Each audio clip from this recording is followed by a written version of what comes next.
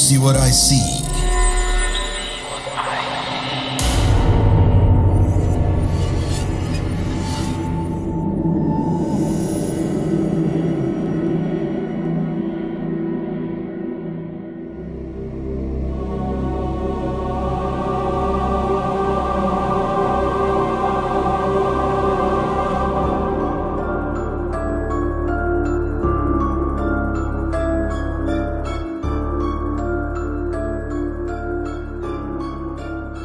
Rumah Mbah tuh sudah rumah lama, lokasinya di daerah Jawa Timur, bagian selatan dekat dengan pantai, tapi aku nggak bisa nyebutin nama daerahnya. Bangunan lama tahun 50-an yang temboknya masih pakai batu. Arsiteknya juga masih arsitek lama, ya, model-model rumah Jawa yang lama. Halamannya gede, ada halaman depan sama halaman belakang, ada kebun juga di belakang, ada sumur gitu. Ya khas rumah-rumah Jawa zaman dulu lah. Tapi semenjak Mbah gak ada, vibe-nya jadi beda aja gitu. Jadi lebih serem. Walaupun di situ juga ada bule ya yang bantu ngurusin rumah, adiknya mama yang perempuan, tante. Tapi ya memang beda aja gitu. Ada beberapa momen dimana kalau aku nginep di situ tuh takut buat ke belakang, ke kamar mandi, karena saklar lampu atau sanyo air pun juga cetekannya di luar jadi menghadap ke kebun gitu. Jadi kita harus buka pintu belakang buat cetekin air gitu. Karena alasan itulah beberapa kali aku nginep di rumah Mbah tuh waktu mudik, aku akhirnya mikir lebih baik aku nginep di rumah sepupu yang nggak jauh dari rumah Mbah sih. Desanya masih sama, tapi cuma beda apa ya, beda gang gitu, bukan gang sih, beda jalan. Rumah Mbah itu walaupun rumah bangunan lama, bangunan tua, tapi lokasinya di depan, di pinggir jalan raya. Jadi kalau di rumah Mbah tuh masih kedengaran tuh suara lalu lalang kendaraan, suara orang ngobrol kalau lewat di depan rumah gitu. Dan jalanan depan rumah Mbah tuh juga udah diaspal gitu. Tapi beda sama rumah sepupuku, si Nisa ini. Rumah Nisa tuh jaraknya paling nggak 2 kilo lah ya, 2 kilometer dari rumah Mbah. Nah, jalan ke arah rumah Nisa itu masih makadam tuh masih batu gitu, jadi belum diaspal. Nah, jalanan rumah Nisa itu kalau pagi atau siang itu asri banget, khas jalanan desa gitulah, yang kalau jalannya itu memang agak sempit ya. Kalau papasan 2 mobil tuh memang mepet gitu. Apalagi jalannya makadam. Terus rumahnya itu dibangun cuma di sisi kanan. Jadi di sepanjang jalan desa rumah Nisa itu, rumah itu hanya dibangun di sisi sebelah kanan, sedangkan di sisi sebelah kiri itu adalah bukit. Nah, kebayangkan. Jadi kalau nginep di rumah Nisa tuh buka pintu halaman tuh udah pemandangannya bukit gitu, pepohonan yang lebat, dan rumah Nisa itu ada di pojok. Jadi kalau menyusuri jalanan yang makadam itu, rumah Nisa tuh ada di ujung. Nah, sebelahnya itu adalah gua. Nama guanya ini cukup terkenal, jadi aku nggak bisa sebutin karena sampai sekarang gua ini masih dijadikan tempat ritual gitulah ya oleh penduduk sekitar. Rumah Nisa ini setelah masuk di jalan makadam itu, rumah Nisa itu memang gede, ya khas rumah desa juga, tapi bangunan baru. Jadi 2 rumah dijadiin satu gitu. Terus halamannya juga gede. Orang tuanya Nisa ini juga punya kolam ikan gitu loh, jadi tambak ikan. Ada beberapa kolam di belakang. Terus ada peternakan ternak ayam, sapi gitu. kadang ada burung puyuh juga. Nah kebayangkan rumahnya itu ya gede gitu, tapi karena bangunan baru dan longgar, masih banyak kamar yang kosong. Akhirnya aku berpikir kalau mudik gitu ya, mudik lebaran, mending aku ngungsi aja ke rumah sepupuku itu gitu, karena rumah mbah itu ya karena di samping sudah nggak keurus, juga banyak saudara yang kumpul di situ kan gitu. Itu asumsiku. Sampai terjadilah sesuatu. Kejadian ini tuh bukan terjadi di rumah mbah ya. Rumah mbah tuh emang kesannya serem, tapi kok alhamdulillah selama ini tuh nggak ada sih aku gangguan-gangguan apapun di rumah mbah tuh. Ya memang agak serem-serem aja ya. Terlepas dari omongan orang yang pernah merasakan kesereman di rumah mbah tuh, ada juga yang pernah digangguin, tapi aku nggak pernah gitu. Tapi kayak aku takut-takut sendiri aja. Nah, ini ceritanya di momen Idul Fitri 2024 tahun lalu. Waktu itu aku nginep di rumah Nisa. Untuk pertama kalinya, seumur hidup untuk pertama kalinya aku nginep di rumah sepupuku itu. Waktu itu pas momen Idul Fitri, rencananya di rumah sepupuku itu dijadikan tempat reuni akbar keluarga gitulah ya. Keluarga dari mama.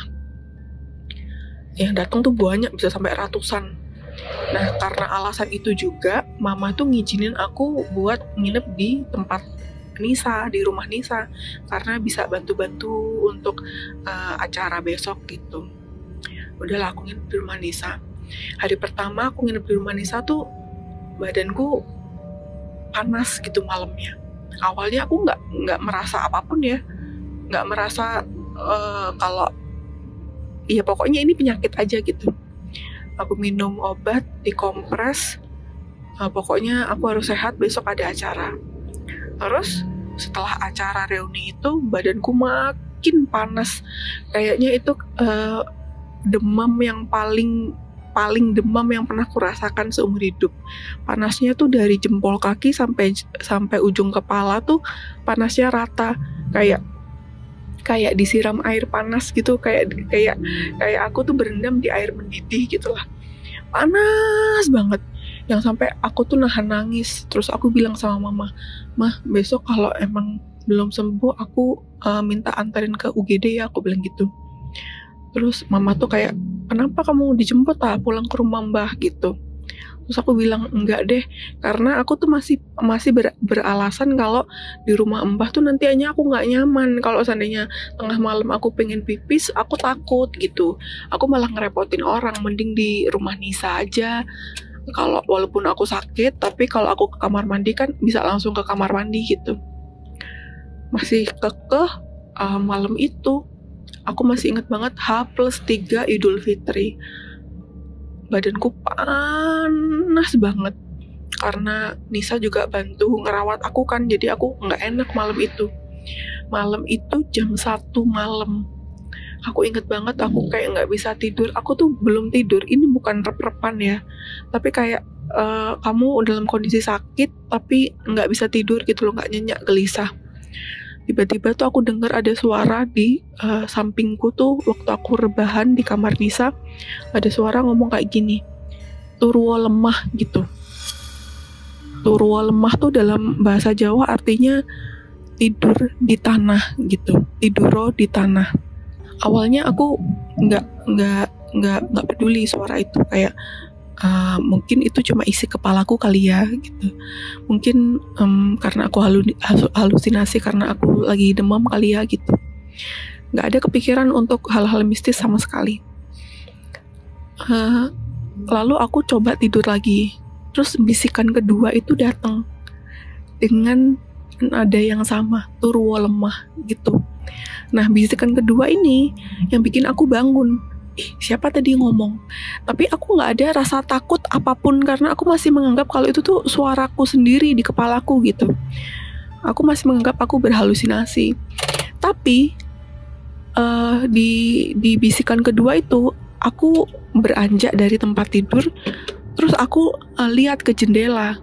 Entah apa ya yang aku pikirin saat itu. Kok kayaknya menarik juga untuk tidur di tanah gitu. Tapi kalau literally tidur di tanah kan berarti aku harus keluar ke halaman, ya nggak mungkin kan. Halamannya Nisa kan memang gelap gitu kan, yang aku cerita tadi, pemandangannya di depan udah bukit, di samping juga udah gua, kayaknya nggak mungkin gitu. Terus aku tidur lagi, udahlah, apa sih, pikiran macam apa sih, aku bilang kayak gitu sambil menahan badanku yang panas banget ini. Akhirnya muncullah bisikan ketiga. Bisikan ketiga ini lebih, nadanya tuh lebih tegas gitu, kayak Turwo lemah gitu.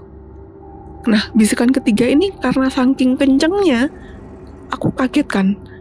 Loh, ini siapa yang bisikin gitu. Aku mulai percaya bahwa itu bukan dari kepalaku gitu. Akhirnya di bisikan ketiga itu, tapi aku nggak takut ya. Di bisikan ketiga itu akhirnya aku berdiri keluar dari kamar, aku ambil bantalku, terus aku kepikiran aku mau tidur di lantai. Mungkin lemah atau tanah yang dimaksud itu bukan literally tanah ya, tapi mungkin lantai juga bisa, bayanganku begitu. Akhirnya aku tidur di situ di lantai ruang TV sendirian malam itu jam 2-an. Aku coba waktu aku pertama kali tidur di lantai tuh rasanya ya memang nyaman ya karena mungkin lantainya dingin mungkin ya, karena mungkin lantainya dingin. Terus aku juga nggak pakai alas apapun. Terus suhu tubuhku perlahan turun, dan puncaknya itu waktu azan subuh. Waktu azan subuh tuh bener-bener kayak panasnya tuh kayak ditarik dari ujung jempol kaki sampai kepala tuh ditarik pelan-pelan, akhirnya normal gitu. Waktu itu, tahun lalu, kejadian itu, aku tidak berpikir apapun. Maksudnya tidak berpikir ini hal mistis gitu. Ya karena mungkin aku masih beranggapan ini mekanisme tubuhku yang ingin aku sembuh gitu. Kemudian momen itu udah lupa ya, tahun lalu momen itu udah lupa. Aku nganggepnya itu ya udahlah gitu. Kejadian lagi tahun ini tahun 2025, baru aja kemarin waktu sebelum puasa, keluarga mama tuh punya tradisi nyekar tuh berkunjung ke makam, terus berdoa buat mbah-mbah yang udah meninggal gitu, tabur bunga gitu ke rumah mbah. Kita mudik lah, bukan mudik ya, berkunjung sebelum puasa ke rumah mbah. Nah, karena banyak saudara juga, aku mikir aku ke rumah Nisa lagi lah gitu, tanpa aku sadar kalau tahun lalu aku sudah punya pengalaman itu. Tapi karena tahun lalu aku nggak takut, karena aku berpikir itu kan juga demi kebaikanku ya gitu, jadi aku nggak takut. Akhirnya aku tidurlah di rumah Nisa kemarin itu, waktu momen nyekar itu, tidur di rumah Nisa. Hari pertama aku tidur di rumah Nisa di kamar yang sama. Waktu itu subuh sekitar jam 5 alarmku bunyi. Tapi aku nggak bangun. Aku tuh denger di sumur atau di kamar mandinya keluarga Nisa tuh lagi rame gitu, banyak yang antri buat wudhu, mandi gitu, mau sholat subuh. Nah karena rame, aku tuh mikir ntar dulu deh, rebahan dulu gitu. Aku tuh sesadar-sadarnya kalau aku udah nggak tidur gitu, nggak ini bukan mimpi gitu, bukan rep-repan juga, tapi kayak tidur gimana ya, kalau abis bangun tidur tapi masih belum mau bangun gitu, masih males-malesan gitu. Nisa udah keluar dari kamar, aku sendiri di kamar itu, tidurnya miring ngadep pintunya ditutup. Akhirnya kan kamar Nisa tuh remang-remang cenderung gelap gitu kan ya. Terus subuh juga agak dingin gitu, jadi masih ngantuk.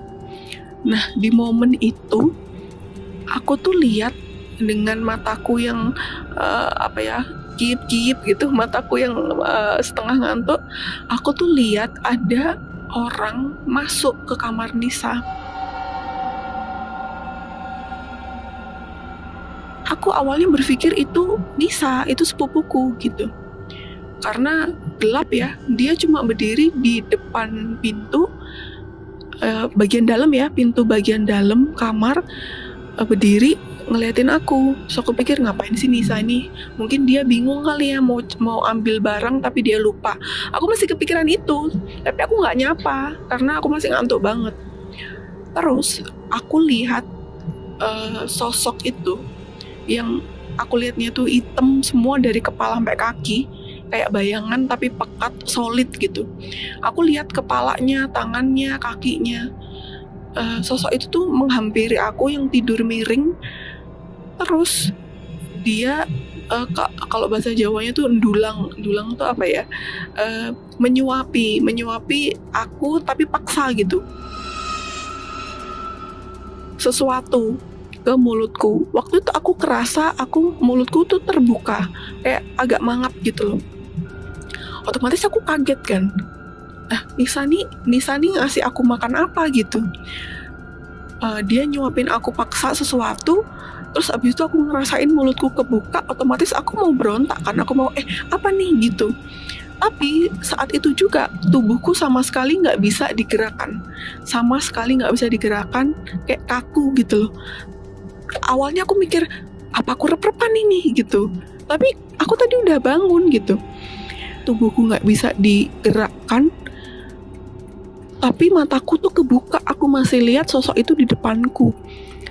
Terus sosok itu yang bentuknya itu semuanya kayak bayangan pekat ya. Dia tuh nunduk ke arahku, terus wajahnya tuh wajahnya tuh ke wajahku gitu. Jadi dia nunduk terus ngeliatin aku, wajah ketemu wajah, tapi aku nggak lihat matanya atau hidungnya, enggak. Itu cuma kayak bayangan gelap banget, kayak bayangan pekat gitu. Aku semakin panik kan. Terus aku bilang dalam hati, ini bukan Nisa gitu. Siapa ini? Aku panik tapi tubuhku nggak bisa digerakin. Terus dia tangannya kan ada dua ya, tangannya satu pegang leherku, satu pegang kepalaku. Dia cekek sama remes kepalaku tuh bareng gitu. Sampai aku ngerasain yang sakit di kepala sama lehernya nggak bisa nafas karena dia cekek aku itu. Aku tuh cuma bisa gelagapan kayak gitu. Gelagapan terus kayak mau minta tolong tuh kayak nggak ada suara yang keluar lah, intinya gitu. Aku cuma bisa gitu aja. Nah, dia lepas tangannya beberapa saat kemudian, tapi tetap tubuhku nggak bisa bangun, tetap kaku. Terus dia jalan tuh dari ke belakang kasur, dia muterin kasurnya Nisa itu. Kan aku tadi kan posisiku miring ya, jadi aku nggak bisa lihat dia di belakang gimana. Tapi aku tuh ngerasain dia naik keranjang. Tahu kan kalau ada orang naik keranjang tuh kayak ada ranjangnya tuh pasti akan kayak melengkung gitu loh. Aku bisa ngerasain itu ranjangnya di belakang tuh dinaikin sama dia. Terus sekali lagi dengan pose yang sama dia cekik leherku sama kepalaku. Kenceng banget sampai aku tersengal-sengal lagi kayak gitu. Itu dilakukan dia 3 kali. Jadi dia lepas, dicengkeram lagi, dilepas, dicengkeram lagi 3 kali. Sampai akhirnya momen yang aku udah sakit banget, sampai aku kayak udah putus asa, aku bilang gini, iya aku pulang gitu. Aku bilang itu, entah apa yang dorongan apa yang ada dalam diriku, seolah aku tuh merasa sosok ini tuh nggak pengen aku ada di situ gitu. Terus aku bilang itu, iya aku pulang, aku bilang gitu. Setelah aku bilang gitu, dia lepas cengkeramannya, terus habis itu dia hilang. Setelah hilang, tubuhku bisa digerakin lagi, langsung karena terlalu lemas buat berdiri. aku banting tubuhku turun ke kasur, terus aku ngerangka buka pintu, terus di ruang TV itu pintunya kamarnya ini satu kan hadap-hadapan sama ruang TV. Di ruang TV tuh udah ada ayah ibunya Nisa, terus ada Nisa, ada adik-adiknya semua pada kenapa mbak, kenapa gitu. Terus aku nggak bisa cerita, cuma itu tadi itu ada orang di kamar itu, aku cuma bilang gitu. Terus akhirnya mereka nenangin aku, dikasih minum, terus kayak ditunggu, udah nggak apa-apa, istighfar, ada apa mbak gitu. Akhirnya baru aku bisa cerita, beberapa menit kemudian baru aku bisa cerita. Itu om, aku cerita ke ayahnya Nisa kan, itu om tadi tuh ada orang yang masuk ke kamar, aku cerita gitulah. Terus mungkin om sama ibunya Nisa tuh lebih ke kayak apa ya, mungkin ada kagetnya, tapi juga kayak nggak mau aku takut, kan aku tamu di situ jadi agak sungkan gitu kan. Jadi kayak nggak apa-apa kok, itu tuh nggak ganggu, nggak apa-apa. Ya aku ya iya aja kan. Tapi ya akhirnya aku nggak berani lagi tinggal di rumah itu sampai sekarang.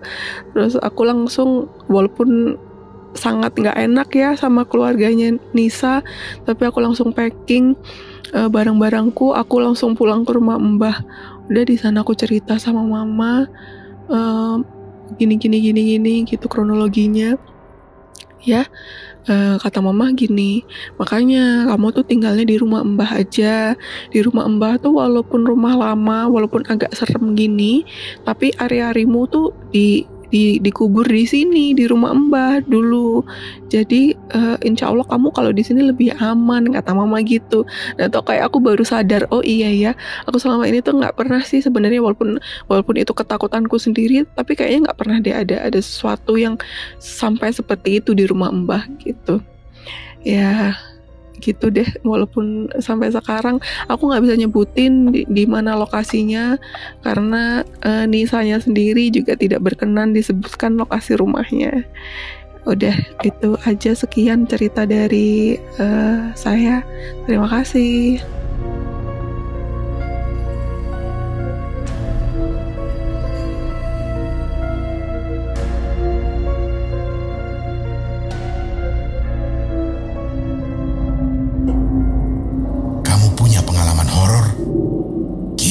Ceritamu ke podcast.ceritahoror